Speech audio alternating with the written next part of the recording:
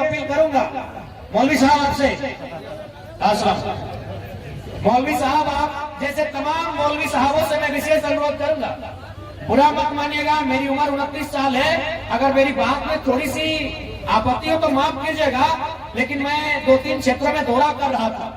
वहां जो महागठबंधन के जो प्रत्याशी के समर्थक, मैं प्रत्याशी की भी बात नहीं कर रहा हूं कि मैं झूठ नहीं बोलूंगा, जो महागठबंधन के प्रत्याशी हैं उनके जो केडर और समर्थक क्या बोल रहे थे मालूम है कि अरे मुस्लिमों के मोहल्ले में क्यों जाते हो, जाएंगे था, उनका वोट तो रखा हुआ।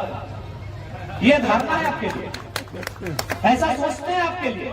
अगर मैं गलत कह रहा हूं तो मुझे माफ कीजिएगा, बहुत कम आयु है और आपने अपना एक जिंदगी का अनुभव है, माफ कीजिएगा, लेकिन यही लोग बोलते हैं आपको सम्मान की दृष्टि से नहीं देखते हैं, क्योंकि उनको मानना है ये भारतीय जनता पार्टी के डर से हमें ही वोट करेंगे। तो इस बार उनको बताइए कि आप वोट डर से नहीं करने जा रहे हैं, आप वोट मुद्दों के लिए करेंगे।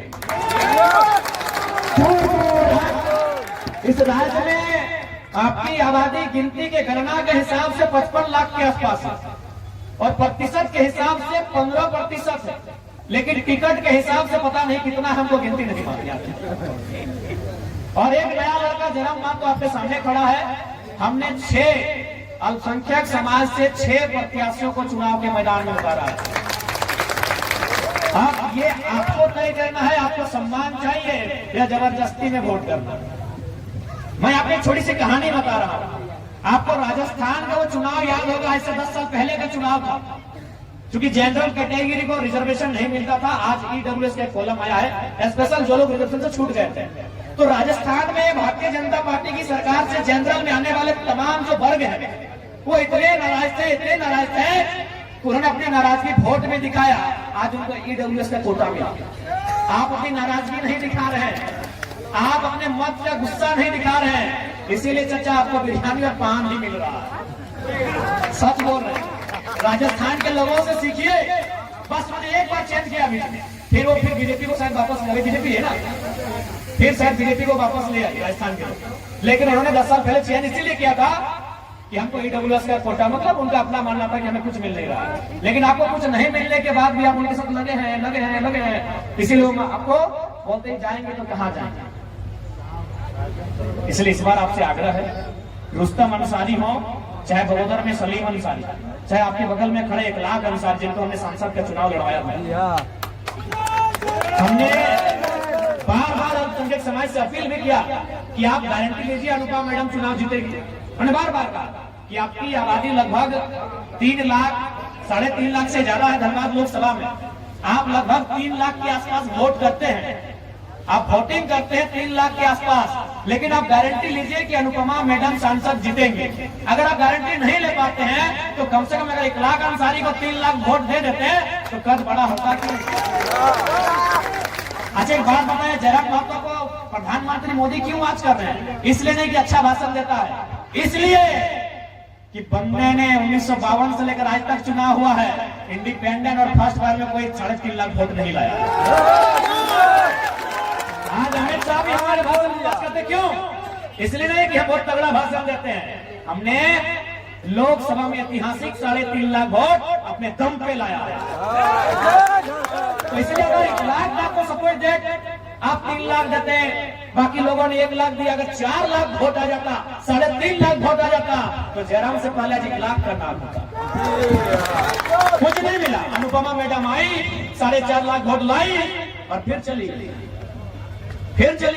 फिर आएगी 2029 में आएगी, क्योंकि आप ठिका लेके बैठे हैं, आप पूरा अपने खानदान का ठिका लेके बैठे हैं। राजेंद्र बाबू को अपने 5 बार विधायक बनाया, उनके बेटे को अपने विधायक बनाया, अनुपमा मैडम भी अपने दम पे वोट लाई। अब उनका घर में अगर कोई बेटा बेटी जन्म लेगा तो भी अल्पसंख्यक लोग ठिका लेके रखे। आपको अपने बच्चों की चिंता नहीं है। आप देखिए, मैं सच बोलता हूँ, इसे सच बात थोड़ी लग जाए तो माफ कीजिएगा, छोटा बच्चा है, आपको अपने बच्चों की चिंता नहीं है। मैं आपको झारखंड का, चूंकि मैं झरिया का डेटा मेरे पास नहीं है, मैं झूठ बात नहीं करूंगा, मैं आपको 4 ब्लॉक का डेटा देता हूँ। Dumri block, Nawadih block, Bagodar block, Vishnugarh block, ये 4 ब्लॉक है। एक ब्लॉक आता है गिरिडीह में, 2 ब्लॉक आता है गिरिडीह में, एक हजारीबाग में, एक बोकारो में। वहां जो प्रदेश जा रहे हैं, जो लड़के जो खटने के लिए प्रदेश जा रहे हैं, उसमें हर एक 3 और 4 में एक लड़का अल्पसंख्यक होता है। 15 दिन में 30 दिन में एक डेड बॉडी वापस आती है, फिर वही तीसरा में एक लड़का अल्पसंख्यक का बेटा होता है। क्योंकि आप अपने बच्चों के लिए वोट नहीं कर रहे हैं, आपको अनुपमा सिंह जी पड़ी और आपको यहाँ मैडम जी पड़ी। बात सही है। अपने बच्चों के लिए वोट कीजिए, मुद्दों के लिए वोट कीजिए। अरे आपने तो किसी को हराते हराते 3 बार जीत गए ना, 3 बार सरकार बना ली ना उन्होंने। हराने के चक्कर में 3 बार जीत गए, लेकिन आपने उस दरमियान क्या खोया मालूम है? अपना लीडरशिप खो दिया। आपके पास झारखंड में फुरकान अंसारी, सरफराज अहमद के बाद कौन आपका नेता है? तो बनाइए, है तो नाम बताइए। इरफान अंसारी को हम नेता नहीं मानते हो, फुरकान की बदौलत है, हम पहले बोल दे रहे हैं। और ऐसे भी जोकिंग बहुत, कॉमेडी बहुत अच्छा करते हैं।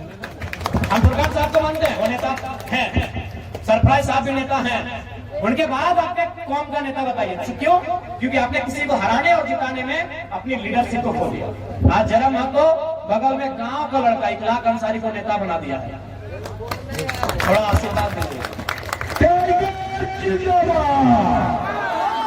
इसलिए अगर कुछ ज्यादा कहें तो माफ कीजिएगा, आयु बहुत कम है, लेकिन हम वही कहते हैं, दिल के बहुत साफ है। जो बात दिल में हमारी आती है हम वही बात कहते हैं। हमें मीठी बात कहना नहीं आता है। हमको मन करता है तो बोतल पटक के फेंक देते हैं टेबल में, तो फेंक देते हैं। हमें वो तो मीडिया चल रही थी इसलिए हम बार बार कहते हैं, मीडिया नहीं आती तो बोतल हम टेबल में नहीं पटकते। मेरा जो व्यवहार है सो है, लेकिन हाँ, मेरा व्यवहार जनता के लिए कभी नकारात्मक नहीं रहेगा। हमने 24 के चुनाव में हारने के बाद भी कहा था कि जिन्होंने वोट दिया उनका शुक्रिया, जिन्होंने नहीं दिया है उनको अगले चुनाव में मांगेंगे।